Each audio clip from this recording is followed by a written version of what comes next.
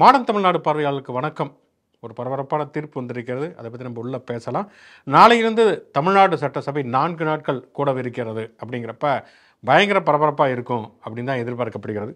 இதில் தமிழக வெற்றி கழகம் சட்டசபையில் இல்லை. அதனால் அவங்க தரப்பினுடைய பரபரப்புலாம் இருக்காது. ஆனால் அதை தாண்டி அதிமுக, பாஜக பல பிரச்சனைகள் இதில் பேசுவதற்கான வாய்ப்புகள் இருக்கிறது.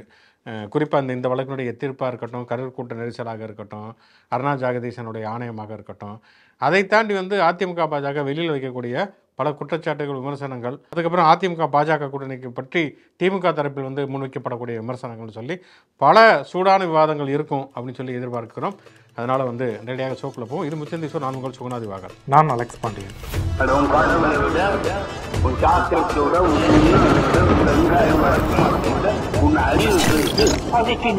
உச்சநீதிமன்றத்தில் அளிக்கப்பட்டிருக்கூடிய இந்த இடைக்கால உத்தரவு அப்படிங்கிறது தான் தமிழ்நாடு முழுக்க பரபரப்பாக பேசப்படக்கூடிய ஒன்றாக இருக்கிறது. இதில் சில 2-3 அம்சங்கள் நம்ம பார்த்தோம் அப்படின்னு சொன்னால் தமிழக வெற்றி கழகத்தின் சார்பில் வைக்கப்பட்டிருக்கக்கூடிய கோரிக்கை என்ன அப்படின்னு சொன்னால் ஒரு ஓய்வு பெற்ற நீதிபதி தலைமையில் ஒரு விசாரணை அமைக்க வேண்டும் அப்படிங்கிறத அவங்க உயர்நீதிமன்றத்தில் வைத்த ஒரு கோரிக்கை. தமிழ்நாட்டில் இருக்கக்கூடிய நீதிமன்றங்களில் தான் சிபிஐ விசாரணை வேண்டும் அப்படின்னு சொல்லிட்டு ஆதவர்ஜனா கேட்டாரே தவிர உச்சநீதிமன்றத்தை பொறுத்தவரைக்கும் அவங்க ஓய்வு பெற்ற நீதிபதி தலைமையில் தான் ஒரு விசாரணை அப்படிங்கிற ஒரு கோரிக்கையை முன்வைத்தார்கள். ஏன்னா தமிழ்நாடு காவல்துறை நடத்தக்கூடிய விசாரணையில் எங்களுக்கு நம்பிக்கை கிடையாது, எங்களுக்கு அதில் நிறைய சந்தேகங்கள் இருக்கிறது அப்படிங்கிற அடிப்படையில் அதை உச்சநீதிமன்றம் ஏற்றுக்கொண்டிருக்கிறது. ஆனால் என்னன்னா உச்சநீதிமன்றத்தில் தாவாக்க வைத்த கோரிக்கைங்கிறது ஒரு ஓய்வு பெற்ற நீதிபதி தலைமையிலான ஒரு விசாரணை. இங்கேயுமே தமிழ்நாட்டில் ஒரு ஓய்வு பெற்ற நீதிபதி தலைமையில் ஏற்கனவே ஒரு விசாரணை போயிட்டு இருக்கிறப்ப அவங்க கேட்டது அது. ஆனால் அவங்க கேட்காத ஒன்று சிபிஐ விசாரணை. சிபிஐ விசாரணைக்கு இங்கே தமிழ்நாட்டில் இருக்கக்கூடிய உயர்நீதிமன்றத்தில் தான் கேட்டாங்க. ஆனால் இந்த ரெண்டையுமே மிக்ஸ் பண்ணி ஒரு தீர்ப்பை உச்சநீதிமன்றம் வழங்கி இருக்கிறது. அதாவது இந்த கரூர் கூட்ட நெரிசலில் இறந்து போன அந்த மரணம் தொடர்பான ஒரு வழக்கை சிபிஐ தொடர்ச்சியாக விசாரிக்கும். அந்த சிபிஐ விசாரணையை மேற்பார்வையிடுவதற்காக ஓய்வு பெற்ற நீதிபதி அஜய் ரஸ்தோகி அவருடைய தலைமையில் ஒரு குழு இருக்கும். அதில் ஐபிஎஸ் அதிகாரிகள் இடம்பெறுவார்கள். தமிழ்நாட்டில் பொறுப்பில் இருக்கக்கூடிய அல்லது தமிழர் அல்லாத ஐபிஎஸ் அதிகாரிகள் அதில் பங்கு பெறுவார்கள். சிபிஐ விசாரிக்கும், அதை மேற்பார்வையிடுவார்கள் அப்படிங்கிற ஒரு தீர்ப்பை உச்சநீதிமன்றம் வழங்கி இருக்கிறது. ரெண்டாவது சென்னை உயர்நீதிமன்றம் ஏன் தானாகவே அந்த வழக்கை விசாரித்தது. அதனுடைய ஏற்கனவே போன முறை அது சொன்னப்பயே சொல்லியிருந்தாங்க. இந்த தீர்ப்பை இந்த இடைக்கால உத்தரவை வழங்குவதற்கு முன்பே இது கரூர் என்பது மதுரை உயர்நீதிமன்றத்துடைய எல்லையில் இருக்கக்கூடிய ஒன்று. அப்படி இருக்கிற பொழுது எப்படி சென்னை உயர்நீதிமன்றம் எடுத்தது? அதுவுமே இல்லாமல் அது தாவேக்கா குறித்து தெரிவித்த கருத்துக்கள் என்பது எந்த அளவுக்கு சரியானது அப்படிங்கிற கேள்வியுமே எழுப்பியிருக்கிறார்கள். நம்ம ஏற்கனவே இந்த ஞாயிற்றுக்கிழமை சோப்ப ஒருத்தர் கேட்டிருந்தார், உயர்நீதிமன்றத்தின் மீது உச்சநீதிமன்றம் கேள்விகள் எழுப்பினா என்ன பதில் சொல்லுவாங்க அப்படின்னு சொல்லிட்டு. அது வெறுமனே ஒப்பீனியனாக இருந்தால் இந்த பதிலையும் சொல்ல மாட்டாங்க தான் சொல்லியிருந்தோம். இப்போ என்னன்னா உயர்நீதிமன்றத்தில் பதிவாளர் இது குறித்து மனு தாக்கல் செய்யணும் அப்படின்னு சொல்லியிருக்காங்க.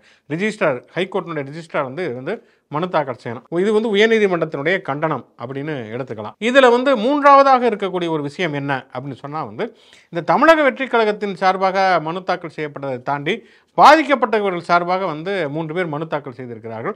அவை எல்லாமே போலியாக தாக்கல் செய்யப்படக்கூடிய மனுக்கள் அப்படிங்கிறது தான் மிக முக்கியமான ஒரு விஷயம். இது தமிழ்நாடு டிஜிட்டல் ஊடக சங்கத்தின் சார்பாகவும் நேரடியாக சுப்ரீம் கோர்ட்டுக்கு ஒரு கடிதத்தை எழுதியிருக்கிறார்கள். அதே மாதிரி அங்கே தமிழ்நாடு அரசியல் சார்பாகவும் தாக்கப்பட்டிருக்கிறது.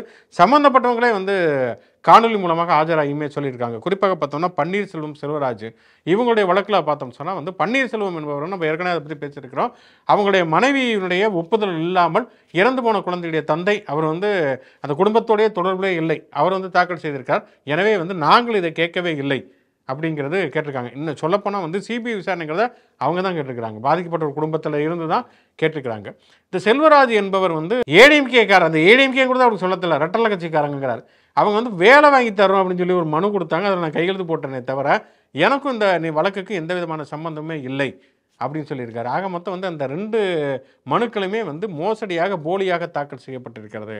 அப்படிங்கிறப்ப உச்சநீதிமன்றம் நாங்கள் அது குறித்தும் விசாரிப்பதற்கு தயாராக இருக்கிறோம் அப்படின்னு இருக்காங்க. அப்போ போலியாக தாக்கல் செய்யப்பட்ட ஒரு மனுவின் அடிப்படையில் உச்சநீதிமன்றம் தீர்ப்பையும் வழங்கிவிட்டு, ஆனால் அதை போலியா இல்லையா அப்படிங்கிறத நாங்கள் விசாரிப்போம் அப்படின்னு சொல்வது எந்த அளவுக்கு சட்டப்படி சரியானதாக இருக்கும் அப்படிங்கிற கேள்வி எழுந்திருக்கிறது. இது பத்திரிகையாளர்களில் இருந்து ஆரம்பித்து சட்ட வல்லுநர்கள் வரைக்குமே இந்த கேள்வி, மிக முக்கியமான இந்த கேள்வி எழுப்பியிருக்காங்க. ஏன்னா அந்த மனுதாரர்கள் என்பவர்களுடைய அடிப்படை முகாந்திரம், அதனுடைய நேர்மை என்பதே சந்தேகத்துக்கு இடமாக இருக்கக்கூடிய ஒரு சூழலில் இதை விசாரணைக்கு எடுத்துக்கொண்டு இப்படியான ஒரு தீர்ப்பை வழங்கி இருக்கிறார்கள் என்கிற கேள்வியுமே இருக்கிறது. இந்த சூழலில் தான் பார்த்தோம்னு சொன்னால் அருணா ஜெகதீசனுடைய தலைமையில் ஒரு விசாரணை ஆணையத்தை ஒன்னபர் விசாரணை ஆணையத்தை தமிழ்நாடு அரசு வந்து அமைத்திருக்கிறது. அந்த விசாரணை தொடரும். அதுக்கும் இதுக்கும் சம்பந்தமே இல்லை. அது வந்து தமிழ்நாடு அரசுக்கு வந்து அந்த அறிக்கையை வந்து சப்மிட் பண்ணுவாங்க. அப்படிங்கிறப்ப அது வந்து பாதிக்கப்படாது அப்படின்னு இருக்காங்க. இன்னொன்று அஸ்ராகாருக்கு தலைமையில் வந்து அமைக்கப்பட்டிருக்கக்கூடிய அந்த சிறப்பு புலனாய்வு குழுமே கலைக்கப்படுமே தவிர அது வந்து ஏற்கனவே விசாரித்த அந்த விசாரணையுடைய அறிக்கையை வந்து சிபிஐயில் வந்து அவங்க தாக்கல் பண்ண போகிறாங்க. அதனால் வந்து அதுவுமே தவறு அப்படின்னு நம்ம எடுத்துக்கொள்ள முடியாது. அஸ்ராகாருக்கு தலைமையிலான விசாரணையுமே தப்பு அப்படின்னு சொல்லிட முடியாது. அவங்க இது வரைக்கும் விசாரித்ததை தான் கொடுக்க போகிறாங்க. அதுக்கப்புறம் ஃபர்தர் என்கொயரியை தான் சிபிஐ நடத்த போகிறது அப்படிங்கிறதையும் நம்ம பார்க்கிறோம். அதனால் வந்து உச்சநீதிமன்றம் அளித்திருக்கக்கூடிய ஒரு தீர்ப்பு அப்படிங்கிறது வந்து தாவேக்காவுடைய கோரிக்கைகளை ஏற்றுக்கொண்டதாக இருந்த போதிலும் கூட இன்னும் சொல்லப்போனால் அது தாவேக்காவுடைய கோரிக்கையே கிடையாது. அவங்க வந்து தாவேக்காட கோரிக்கையும் சேர்த்து பாதிக்கப்பட்டவர்கள் சார்பாக சொல்லப்பட்டு தொடரப்பட்ட வழக்கினுடைய அந்த கோரிக்கையுமே ஏற்றுக்கொண்டு உச்சநீதிமன்றம் இப்படியான ஒரு உத்தரவை வந்து வழங்கி இருக்கிறது. ஆனால் அதே நேரத்தில் வந்து இந்த தாக்கல் செய்யப்பட்டிருக்கக்கூடிய மனுக்கள் போலியானவை மோசடியானவை என்பது அதில் வந்து யார் வேண்டாலும் சுப்ரீம் கோர்ட்டில் மோசடியாக மனுக்களை தாக்கல் செய்து முடியுமா? இதை முன்னுதாரணமாக கொண்டு பலரும் இதை வந்து பின்பற்ற தொடங்கினார்கள் என்றால் நீதி பரிபாலனம் என்ன ஆகும் அப்படிங்கிற மிக முக்கியமான கேள்வியை வந்து கேட்டிருக்கிறாங்க. இது வந்து நீதிமன்ற வழக்கு விசாரணை அது கொடுக்கப்பட்டிருக்கூடிய இடைக்கால உத்தரவு இது தொடர்பாக இதை தாண்டி இதுக்கு வெளியில் இருக்கக்கூடிய இந்த கிரவுண்ட்ஸை நம்ம யோசித்து பார்க்கிற பொழுது தான் நமக்கு வந்து நிறைய கேள்விகள் இருக்கின்றன. ஒன்று என்ன அப்படின்னு சொன்னால் மோசடியாக தாக்கல் செய்யப்பட்ட மனுக்களுடைய பின்னால் இருப்பது அதிமுக. தாவேக்கா வந்து இதில் வந்து பாதிக்கப்பட்டதாக சொல்லப்படக்கூடிய கட்சி. தாவேக்கா மேலே தான் வந்து குற்றச்சாட்டு சுமத்தப்படுகிறது. இல்லை நாங்கள் தான் பாதிக்கப்பட்டிருக்கிறோம் என்றுமே தமிழக வெற்றி கழகம் தான் சொல்லுகிறது. இப்போ பார்த்தா ஆதவர்ஜன் என்ன சொல்லுகிறான்னா நாங்கள் வந்து சம்பவம் நடந்ததுக்கு பிறகு உடனடியாக தப்பிச்சிடலாம் போல கரூர் பார்டரில் நாங்கள் காத்து கொண்டு இருந்தோம். அப்போ வந்து காவல்துறை வந்து வேணாம் நீங்கள் வர வேணாம்னு சொன்னதாக அவர் சொல்லுகிறார். சம்பவம் நடந்து 2 வாரங்களை கடந்ததற்கு பிறகு இதை வந்து ஆதவர்ஜனை இப்போது மட்டும் சொல்ல வேண்டிய அவசியம் என்ன? ஏன்னா ஏற்கனவே பார்த்தோம்னா தாவேக்கா விஜய் அவர் வந்து ஒரு வீடியோ போட்டிருக்காரு. அதே மாதிரி வந்து ஆதவர்ஜனாவே சில ட்வீட்டுகளுமே போட்டிருக்கிறாரு. அப்படி இருக்கக்கூடிய ஒரு சூழலில் முதல்ல வந்து இப்போது காவல்துறை தான் எங்களை வெளியேற சொன்னாங்க அப்படிங்கிறது விஜயுமே பதிவு பண்ணல, ஆதவர்ஜனாவே பதிவு பண்ணல. உச்சநீதிமன்றத்தில் தான் அப்படியான ஒரு விஷயத்தை வந்து சொன்னார்கள். இப்போ ஆதவர்ஜனா பேட்டி கொடுக்குறாங்கன்னா பார்டரில் நின்றுக்கிட்டு இருந்தோம் அப்படிங்கிறதையே இவ்வளவு நாள் கழித்து சொல்ல வேண்டிய அவசியம் என்ன அப்படிங்கிற ஒரு கேள்வி அடிப்படையில் இருக்கிறது. அதை தாண்டி தமிழக வெற்றி கழகத்தின் சார்பில் வந்து தமிழ்நாடு அரசுக்கு எதிராக தாக்கல் செய்யப்படக்கூடிய மனுக்கள் எங்களுக்கு வந்து தமிழ்நாடு காவல்துறையினுடைய விசாரணை நம்பிக்கை இல்லை, சிபிஐ விசாரணை வேணும் என்று சொல்லி பாதிக்கப்பட்ட குடும்பத்தின் சார்பில் தாக்கல் செய்யப்படக்கூடிய மனுக்கள் போலியானது. அந்த போலியான தாக்கல் செய்யப்படக்கூடிய மனுக்களுக்கு பின்னணியில் அதிமுக இருக்கிறதுன்னு சொன்னால் அதிமுகவுக்கும் தாவேகாவுக்கும் என்ன சம்பந்தம் அப்படிங்கிற கேள்வி இருக்காது. ரெண்டாவது சிபிஐ விசாரணைக்கு போயிருச்சு அப்படின்னு சொன்னால் இனிமேல் சிபிஐ விசாரணை சிபிஐங்கிறது யார் கையில் இருக்கிறது, கட்டுப்பாட்டில் இருக்கிறது.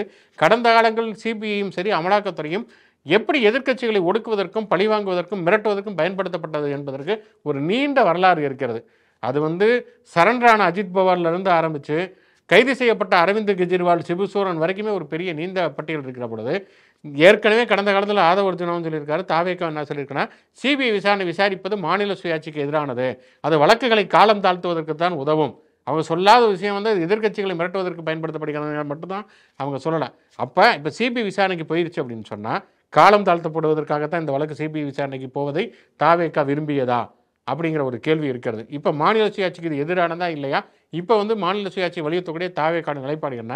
எல்லாவற்றையும் தாண்டி எதிர்க்கட்சிகளை மிரட்டுவதற்காக சிபிஐ ஏற்கனவே வந்து ஒன்றிய அரசு பயன்படுத்தி கொடுக்கிற சூழலில் சிபிஐ விசாரணை இப்போ வந்து சிபிஐ விசாரணைக்கு இந்த வழக்கு போயிடுச்சுன்னா விஜய் தான் இந்த வழக்கில் வந்து இப்போ குற்றம் சாட்டப்படக்கூடிய நபர் அப்படின்னு சிபிஐ வந்து மூலமாக வந்து ஒரு ரிப்போர்ட்டை கையில் ரெடி பண்ணி வச்சுட்டு நீங்கள் கூட்டணிக்கு வந்தால் தான் ஆச்சு அப்படின்னு சொல்லி ஒன்றிய அரசு பிஜேபி மிரட்டாதுங்கிறதுல என்ன உத்தரவாதம் இருக்கிறது அப்படிங்கிற கேள்வி இருக்குது. இப்போ என்னென்னா முழுக்க பிஜேபியுடைய கைகளில் வந்து சிக்கிக்கொண்டவராக விஜய் மாறிவிட்டார். பிஜேபியுடைய கைவசம் அவர் போயிட்டார். இனிமேல் அவர் தப்பிக்கவே முடியாது அப்படிங்கிற ஒரு சூழலுக்கு வந்து வந்துருச்சு. அப்போ இந்த கொள்கை எதிரி, அதுக்கப்புறமேல் வந்து இந்த என்ன சொல்கிறது கொள்கை எதிரி, அரசியல் எதிரி அப்படிங்கிற இனிமேல் வந்து ஒரு மிகப்பெரிய பித்தலாட்டம் அப்படிங்கிறது தான் தெளிவாகும். ஏற்கனவே வந்து அவங்க கட்சிக்காரங்க தாவேக்காரங்க கொள்கை எதிரின்னு சொல்லிக்கிட்டு இருக்க கூட்டணி வச்சுக்கிட்டு கூட்டத்தில் போய் கொடியாற்றிக்கிட்டு இருக்காங்க. அது அவங்க ஆட்டுறாங்களா அதிமுக காரங்களை ஆட்டுறாங்களான்னு தெரியல. அதிமுக காரங்களை அப்படி ஆட்டினால் அதற்கு எதிராக தாவேக்கா தரப்புலேருந்து ஒரு விளக்கம் வந்திருக்கணும். இப்போ திமுக காரங்க போய் உட்காந்துட்டு பிஜேபி கூட்டத்தில் போய் கொடியாத்துறாங்கன்னா திமுக தலைமையிலேருந்து ஒரு அறிக்கை வரும், எங்களுக்கு அதுக்கு சம்மந்தம் கிடையாது, சில விஷயங்கள் வேண்டுமென்றே அதை செய்கிறார்கள்னு. ஒருவேளை திமுக காரர்கள் இருந்தால் அது வந்து ஒழுங்கு நடவடிக்கை எடுப்பார்கள். இதுதான் அரசியல் கட்சிகள் வரைக்கும் பண்ண ஒரு விஷயம். ஆனால் தாவேக்கா பொறுத்த வரைக்கும் அரசியல் கட்சிகள் என்னென்ன பண்ணுவாங்களோ அதெல்லாம் பண்ணல. ஏன்னா இப்போ வந்து ஒரு கூட்டம் நடக்குது, அந்த கூட்டத்தில் வந்து திமுககாரங்க இறந்துட்டாங்க அல்லது அதிமுககாரங்க இறந்துட்டாங்கன்னா என்ன பண்ணுவார்கள்னா, முதல்ல வந்து அவங்களுக்கு வந்து ஒரு இரங்கல் அறிக்கை வெளியிடுவார்கள். அதுக்கப்புறமே என்னென்னா கட்சியுடைய கொடியெல்லாம் வந்து அரக்கம்பத்தில் பறக்கும். அப்புறம் ஒரு 3 நாட்களுக்கு வந்து துக்கம் அனுசரித்து அந்த நிகழ்ச்சிகள்லாம் ஒத்தி வைப்பாங்க. அதுக்கப்புறம் நேரடியாக போய் ஒரு மலர் வளையம் வைப்பாங்க. அப்புறம் பாதிக்கப்பட்டவருடைய குடும்பங்களுக்கு ஆறுதல் சொல்லுவாங்க. அதுக்கப்புறமேல் நிவாரண நிதி தருவாங்க. இதுதான் வந்து ப்ராசஸ். இதில் ஒன்று கூட தாவேக்கா இதில் நடக்கலை. இவங்க பாதிக்கப்பட்டவங்களை சந்திக்கல, ஆறுதல் சொல்ல, நிவாரணம் தரலைன்னு கூட விடுங்க. கட்சி கொடியாவது அரக்கம்பத்தில் பறக்க விட்டாங்களா? எதுவுமே இல்லை. துக்கம் அதாவது அனுசரிச்சுட்டு நிகழ்ச்சியில் ஒத்தி வச்சுட்டாங்க மொத்தமாக. அது ஒட்டு மொத்தமாக வந்து தலைவர்லேருந்து அரசியலேருந்து ஒத்தி வச்சுட்டாங்க. ஆனால் கட்சி கொடியை கூட ஒரு அரக்கம்பத்தில் பறக்கக்கூடாத ஒரு கட்சி அப்படிங்கிறது தாவேக்கா தாங்கிறப்ப, தாவேக்காவுடைய கட்சி கொடியை வந்து எங்கேயோ ஏதோ ஒரு கூட்டத்தில் ஆட்டுறாங்கன்னா அது யார் என்ன, அதில் வந்து பொறுப்பு வந்து கட்சியுடைய தலைமைக்கு இருக்கிறதா இல்லையான்னு எக்கச்சக்கமான கேள்விகள் இருக்கிற சூழலில் செயலிழந்து முடங்கி போய் இருக்கக்கூடிய தாவேக்கா தலைவருடைய விஜய் பாஜகவுடைய கைப்பிள்ளையாக வந்து மாறுவதற்கான எல்லா சாத்தியங்களும் இந்த சிபிஐ விசாரணை மூலம் உறுதிப்படுத்தப்பட்டிருக்கிறது அப்படிங்கிறத இன்றைக்கி இருக்கக்கூடிய யதார்த்தம். அவர் வந்து ஒரு வேளை வந்து இந்த வழக்கெல்லாம் போடாமல் சிபிஐக்கு போகாமல் சென்னை உயர்நீதிமன்றம் அமைச்ச எஸ்ஐடியே விசாரித்து அருணா ஜெகதீசன் ஆணையமே விசாரித்து விஜயும் கட்சியும் தான் காரணம் அப்படின்னு சொல்லியிருந்தா கூட அதையே வந்து விஜய் வந்து பயன்படுத்தியிருக்கலாம். இது வந்து எங்களை அவர் பழங்காலமாக சொல்கிறது தான், எங்களை அடக்க பார்க்குறாங்க, ஒடுக்க பார்க்குறாங்க, எங்களை வந்து குற்றச்சாட்டு வைக்கிறாங்கன்னு சொல்லி அதை வச்சு அவர் மைலேஜ் ஏற்றிருந்துருக்கலாம். பட் ஆனால் இப்போ வந்து வாலண்டியராக போய் நீங்கள் சொன்ன மாதிரி அவரே வந்து அஜித்குமார் மரணத்தில் வந்து லாக்அப் டெத்தில் வந்து சொல்லியிருக்காரு, சிபிஐங்கிறது ஒன்றிய அரசோட கைப்பாவை அப்படின்ட்டு தெளிவாக சொல்லியிருக்காரு. அப்போ ஒன்றிய அரசோட கைப்பாவையில் போய் வாலண்டியராக போய் மாற்றிருக்காரு. மாட்டினதையே வந்து இன்றைக்கி தாவேக்கா தொண்டர்கள்லாம் வந்து உற்சாகமாக வந்து நாங்கள் வெற்றி எங்களுக்கு தான், அதாவது இது வந்து இடைக்கால உத்தரவு, வெற்றி எங்களுக்கு தான் அப்படின்னு சொல்லி கொண்டாடிக்கிட்டு இருக்காங்க. அப்புறமே இந்த தீர்ப்புமே சரி, இந்த சம்பவம் நடந்து ஒரு 15 நாட்கள் ஆயிடுச்சுனாக்க எந்த இடத்துலையுமே தாவேக்கா என்னன்னாக்கா கோர்ட்டுக்கு வெளியில் வந்து இது வந்து சதி, இன்றைக்கெலாம் வந்து ஆதரவரிச்சனா வெளிப்படையாகவே சொல்கிறாரு. காவல்துறை, கரூர் காவல்துறை வந்து எக்ஸ் மினிஸ்டர் செந்தில் பாலாஜியை குறிப்பிடுறாரு. செந்தில் பாலாஜி சொல்கிறத கேட்டுக்கிட்டு இதை பண்ணாங்க, செந்தில் பாலாஜி தான் மாஸ்டர் மைண்ட் அப்படின்னு சொல்றாரு. வெளியிலையுமே வந்து இது அவங்களோட கத்தி குத்துக்கள் நடந்துச்சு அப்படின்னாரு. இன்ன வரைக்கும் அதுக்கான ஆதாரம் இல்லை. லத்தி சார்ஜ் பண்ணாங்கிறாரு, அது இன்ன வரைக்கும் அதுக்கும் ஆதாரம் கிடையாது. கரண்ட் போனுச்சுங்கிறாரு, அதுக்கும் இந்த வரைக்கும் ஆதாரம் கிடையாது. வெளியாட்கள் வந்து செருப்பு வீசினாங்கன்னு சொன்னாரு, அதுக்கும் இப்போ வரைக்கும் ஆதாரம் கிடையாது. ஆனால் வெளியில் இந்த மாதிரி தொடர்ந்து சொல்லிக்கிட்டு நேரடியாக இன்னைக்கெல்லாம் வந்து செந்தில் பாலாஜி தான் இதுக்கு காரணம் அப்படின்னே சொல்றவர். உயர்நீதிமன்றமாக இருக்கட்டும், உச்சநீதிமன்றமாக இருக்கட்டும், இதை எதையுமே வந்து அவங்க கோர்ட்டுக்குள்ளே போய் சொல்லவே இல்லை. கோர்ட்டுக்குள்ளே போய் இதெல்லாம் ஏதாச்சும் ஒன்று சொன்னீங்கன்னா என்ன ஆதாரம், என்ன முகாந்திரம்னு கேட்பாங்க கோர்ட்டில். அப்போ நீங்கள் அதுக்கான ஆதாரங்களை கொடுக்கணும். ஆதாரம் இல்லைனாக்கா அது இப்படி பேசாதீங்கன்னு சொல்லி தடை விதிப்பாங்க. அதனால வந்து கோர்ட்டுக்குள்ளே வந்து அமைதியாக வந்து இது ஒரு விபத்து, எங்களை வந்து மன்னிச்சிருங்க, எங்களுக்கு ஜாமீன் கொடுங்க அப்படின்ட்டு சாஃப்டாக பேசிக்கிட்டே வந்துட்டு வெளியில் வந்து மீடியா கிட்ட வந்து தமிழ்நாடு அரசும் சரி, திமுக அமைச்சர்களும் சரி, அவங்க தான் காரணங்கிறத தொடர்ந்து ஆதவர்ஜனாக இருக்கட்டும், மற்ற ஆட்களாக இருக்கட்டும் அதை சொல்லிக்கிட்டே இருக்காங்க. இப்படியான சூழல் வந்து எதன் அடிப்படையில் வந்து இந்த வழக்கு வந்து சிபிஐக்கு மாற்றப்பட்டுச்சு அப்படிங்கிற கேள்வியுமே எழுது. எனக்கு ஒரு வழக்கை ஆல்ரெடியே வந்து தனிநபர் ஆணையம் ஒன்று விசாரிச்சுட்டு இருக்கு, உயர்நீதிமன்றம் வச்சு எஸ்ஐடி விசாரிச்சுக்கிட்டு இருக்கு. அந்த விசாரணையில் ஏதோ ஒரு குளறுபடி இருக்குது, அவங்க வந்து ஒன் சைடடாக இருக்காங்க, விசாரணை வந்து இப்போ மிரட்டப்படுறாங்க சம்மந்தப்பட்டவங்க, அப்போ அது சரியாக நடக்கலை அப்படிங்கும் போது இல்லை இது மாநில அரசு விசாரிக்கக்கூடாது, சிபிஐக்கு மாற்றுங்க அப்படிங்கிறது தான் முறையாக இருக்கும். ஆனால் விசாரணையே ஆரம்பிக்கப்படலை, எதிர்க்கட்சியை சேர்ந்தவங்களும் இது வந்து சதி இருக்குது இது அப்படின்ற எந்த குற்றச்சாட்டையும் வைக்கல.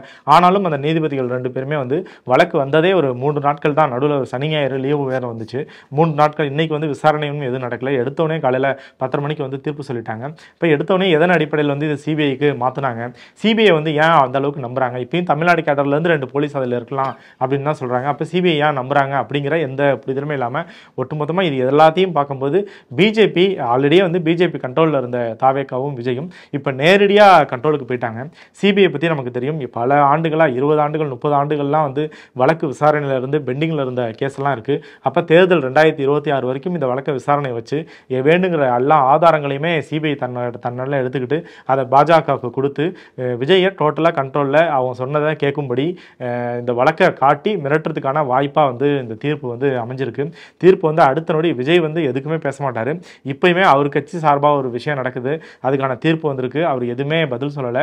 ஆதவர்ஜனா மட்டும் ஒரு பேட்டி கொடுத்துட்டு போனார். ஆனால் அதுக்கு பதிலாக வந்து எல்முருகன்லாம் வந்து ஒரு ஒன்றிய இணையமைச்சர் பொறுப்பில் இருக்கிறவர் உடனே வந்து இது திமுக அரசுக்கான சவுக்கடி அப்படின்ட்டு பேட்டி கொடுக்குறாரு. கோயம்புத்தூர்லேருந்து வானதி சீனிவாசன் வந்து வரவேற்கிறாங்க அப்படின்னு பாஜகக்காரர்கள் தான் ஒட்டுமொத்தமாக வரவேற்கிறாங்க. இன்றைக்கி ஈவினிங் வந்து பிரச்சாரம் நடக்கும். எப்படியும் பழனிசாமியும் வந்து நாங்கள் சொன்னது நடந்துருச்சா அப்படின்னு சொல்லிட்டு இதுக்கு ஸ்பீச்சில் வந்து பேசுவார். அப்படின்னு நீங்கள் சொன்ன மாதிரி ஒட்டுமொத்தமாக போய் தலையை கொடுத்து மாட்டிக்கிட்டாங்க.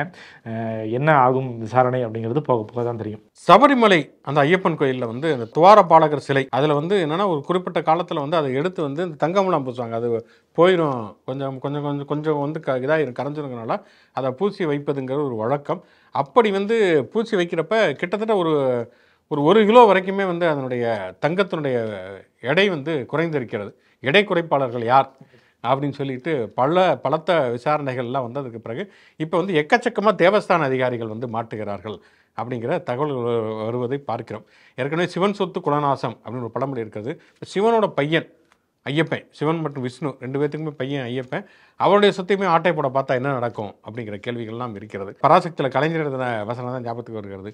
கோயில் கூடாது என்று சொல்லவில்லை, கோயில் கொடியவர்களின் கூடாரமாக ஆகிவிடக்கூடாது அப்படிங்கிற மாதிரி வந்து கோயில் வந்து இப்போ இத்தனைக்கு இது வந்து ஒரு தேவஸ்தானத்துடைய கண்ட்ரோலில் இருக்குது. அப்படி இருக்கக்கூடிய சூழலே இந்த மாதிரியான மோசடிகள் நடக்குது அப்படின்னு சொன்னால், பிஜேபி ஆர்எஸ்எஸ் எல்லாம் சொன்ன மாதிரி அறநிலையத்துறையுடைய கண்ட்ரோல்லே இல்லாமல் தனியார் வசம் போச்சுன்னு சொன்னால், எந்த சிலையை வேண்டுனாலும் நீ தங்கம் மூலம் பூசினாலும் சரி, அல்லது கோல்டு கவரிங்களை பூசிட்டு உள்ளே கொண்டு வச்சாலும் சரி, யாருக்குமே தெரியாது அப்படிங்கிற ஒரு சூழல். இப்போ வந்து ஒரு அரசியலமைப்பு சட்டத்துக்கு உட்பட்ட ஒரு அங்கீகரிக்கப்பட்ட ஒரு அரசினுடைய நடவடிக்கை நிர்வாகத்தின் கீழ் இருக்கிறதுனால தான் இந்த மாதிரியான விசாரணை நடைபெறுகிறது அப்படிங்கிறதே நம்ம பார்க்கிறோம். அதனால் வந்து இன்னும் சொல்லப்போனால் இந்த கோயில் சுத்த ஆட்டை போகிறவங்களாம் யாருன்னா அது யாரும் வந்து கடவுள் மறுப்பாளர்களும் அல்லது வேறு மதத்தை சேர்ந்தவர்கள்லாம் கிடையாது. வந்து அதே இதில் வந்து நம்பிக்கை உள்ளவர்கள், அங்கே என்ன மாதிரியான சடங்குகள்லாம் சம்பிரதாயங்கள்லாம் தன்னுடைய தனிப்பட்ட வாழ்க்கையிலையும் கடைப்பிடிக்கக்கூடியவங்க தான் இப்படியான செயல்களையுமே செய்கிறாங்க.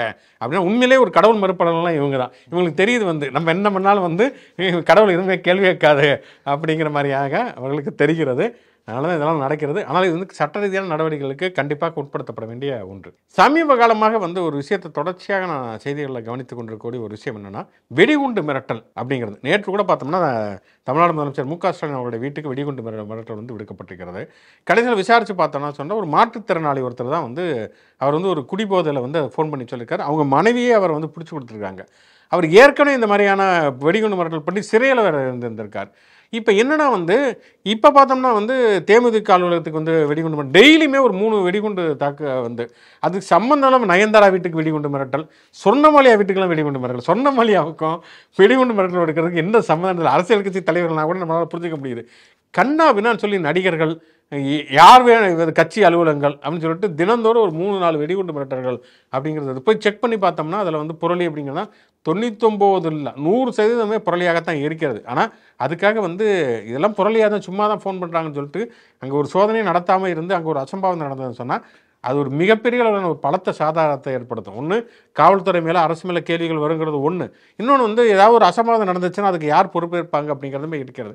அப்போ ஃபோன் கையில் இருக்குது அப்படிங்கிறதுக்கு ஃபோன் பண்ணி வெடிகுண்டு மிரட்டல் விடுப்பது என்பது ஒரு ஃபேஷனாகவே மாறிவிட்டதா, பொழுதுபோக்காக மாறிவிட்டதா அப்படிங்கிற கேள்விகள் இருக்குது. அவங்களுக்கு வந்து இப்போ திமுக ஆஃபீஸில் குண்டு வைக்கிறது இல்லை பிஜேபி ஆஃபீஸில் குண்டு வைக்கிறதா வரக்கூடிய மிரட்டல்களுக்கும் அவங்களுக்கு தனிப்பட்ட அரசியல் நோக்கம்லாம் எதுவும் இருக்கிற மாதிரி தெரியல. போட்டு விடுவோம், அது பார்க்கட்டும், ஏதாவது ஒன்று நடக்கட்டுமே, பரபரப்பாகட்டுமே அப்படின்னு சொல்லிட்டு வந்து ஏன்னா இப்போ ஒரு கிட்டத்தட்ட எனக்கு தெரிஞ்ச ஒரு 3-4 மாதங்களுக்கு முன்பு கிட்டத்தட்ட எல்லா தனியார் பள்ளிகளுக்குமே வெடிகுண்டு மிரட்டல் வந்து அது வந்து டிவியில் வந்து ஃப்ளாஷ் நியூஸ் ஓட பெற்றோர்கள்லாம் பதவியை பார்க்குறாங்க. தன்னுடைய குழந்தைகளை வந்து அனுப்பிச்சிருக்கவே என்ன ஆகுதுன்னு சொல்லிட்டு பார்த்தோம்னா அது மெயிலேருந்தெல்லாம் அந்த மிரட்டல்கள் வருவது அப்படிங்கிறதெல்லாம் நம்ம பார்க்குறோம். அதனால் வந்து நம்முடைய தனிநபர்களுக்கு ஒரு கூடுதலான சமூக பொறுப்புங்கிறது தேவை. இது வந்து ஒரு அடிப்படையில் வந்து ஒரு வக்கிரம், இது வந்து ஒரு சைக்கோத்தனம் அப்படின்னு தான் சொல்லணும். வந்து அடுத்தவங்களுடைய துன்பத்தில் இன்பத்தை காணக்கூடிய இந்த சாடிச மனோபாவம் தான் இந்த மாதிரியான போலி வெடிகுண்டு மிரட்டல்களுக்கு காரணமாக இருக்கிறது. இது வந்து வன்மையாக இதுக்கு இன்னும் சொல்லப்போனால் இது வந்து இப்போ அவர்கள் அந்த மாற்றுத்திறனாளிகளால் கூப்பிட்டு எச்சரித்து அவர் வந்து ஜாமீனில் உடனே வந்து விடுவிச்சு அனுப்பிச்சிருக்கிறாங்க. இதில் வந்து என்னென்னா வந்து இந்த சட்டப்பிரிவுகளை கூட இன்னும் கடுமையாக்கலாம். இந்த மாதிரி வெடிகுண்டு மிரட்டல்களுக்கு கண்டுபிடிச்சிட்டாங்கன்னா ஒரு 3 வருஷம் ஜாமீனே வராத ஒரு நான் பெயிலபிள் கேஸில் வந்து போட்டோம்னா தான் இவங்கெல்லாம் அடங்குவாங்க. வந்து எவ்வளோ பொழுதுபோக்குக்கு வந்து அடுத்தவங்களுடைய உணர்ச்சிகளில் விளையாடுவது இருக்கு இல்லையா, அது ரொம்ப ரொம்ப ஒரு வக்கிரமான ஒரு சிந்தனை அப்படின்னு தான் சொல்ல முடியும். ஓகே, கடைசியாக ஒரு விளையாட்டு செய்தி. இப்போ வந்து டொனால்டு ட்ரம்ப் அவர் என்ன சொல்லியிருக்காருன்னா வந்து நான் வந்து நிறைய போர்களை வந்து முடிச்சிட்டேன், கிட்டத்தட்ட 7வது 8வது போர் வந்து நான் காசாவில் நிப்பாட்டினது, அடுத்து வந்து பாகிஸ்தான்லையும் ஆப்கானிஸ்தான்லையும் போர் நடப்பதாக நான் கேள்விப்படுறேன், அதை நிப்பாட்ட போகிறேன். அதாவது இந்த நான் அங்கே சர்வீஸ் பண்ணிட்டேன், இங்கே சர்வீஸ் பண்ணிட்டேன், ஒரு 20 கம்ப்யூட்டர் சிஸ்டத்தை சரி பண்ணிட்டேன், அடுத்து இன்னொரு ஆஃபீஸில் போய் நான் பண்ண போகிறேன் அப்படிங்கிற ரேஞ்சில் தான் இருக்குது. அப்படி 7 போரை நிப்பாட்டிட்டேன், 8 போர் நிப்பாட்டேன். பாகிஸ்தானுக்கு ஆப்கானிஸ்தான் போர் நடக்காத நமக்கு தெரியவே இல்லை. நடக்காத போரை வந்து நீ போர் நடத்தியா நான் வந்து நிப்பாட்டுறேன் அப்படிங்கிற மாதிரியான ஒரு மனநிலையிலே தான் இருக்கார். இன்னும் சொல்லப்போனால் சமாதான வெறி அப்படிங்கிறது அவருக்கு வந்து உச்சத்தில் இருக்கா. அப்படி வந்து போர் நிறுத்த வெறி அப்படிங்கிற உச்சத்தில் இருக்காரு. எங்கேயாவது போர் நடத்துங்க, நான் உடனே வந்து நிப்பாட்டுறேன், போர் நடக்கலைன்னா கூட ஏதாவது ஒரு ஏற்பாடு செஞ்சு ஒரு போரை நடத்துங்க அப்படிங்கிற இதில் இருக்காரு. ஓவர் பெர்ஃபார்மன்ஸ் உடம்புக்கு நல்லதில்லை அப்படின்னு நம்ம இத்தனைக்கு நோபல் பரிசு கிடைக்கல. அடுத்த வருஷம் நோபல் பரிசுக்கு வந்து டார்கெட் பண்ணியிருக்கார் போல இருக்குது. பயங்கர சுறுசுறுப்பாக இருக்கிறார். தயவு செஞ்சு அவரை கண்ட்ரோல் பண்ணுங்கள் ப்ளீஸ் அப்படின்னு நம்ம சொல்லிக் கொள்கிறோம். இது போன்ற பல்வேறு விதமான செய்திகளை தொடர்ச்சியாக உரையாடுவதற்கும் விவாதிப்பதற்கும் மானம் தமிழ்நாடு யூடியூப் சேனலோட தொடர்புகள். முச்சின் ஷோவை லைக் பண்ணுங்கள், கமெண்ட் பண்ணுங்கள். மானம் தமிழ்நாடு சேனலுக்கு சப்ஸ்கிரைப் பண்ணுங்கள். யூடியூப் மாதிரியே மற்ற சமூக இணையதளங்களையும் நமக்கான பேஜஸ் இருக்குது. அங்கேயும் லைக் பண்ணி ஷேர் பண்ணி உங்களோட ஆதரவை தொடர்ந்து கொடுங்க. மீண்டும் ஒன்றுகள் சந்திப்போம்.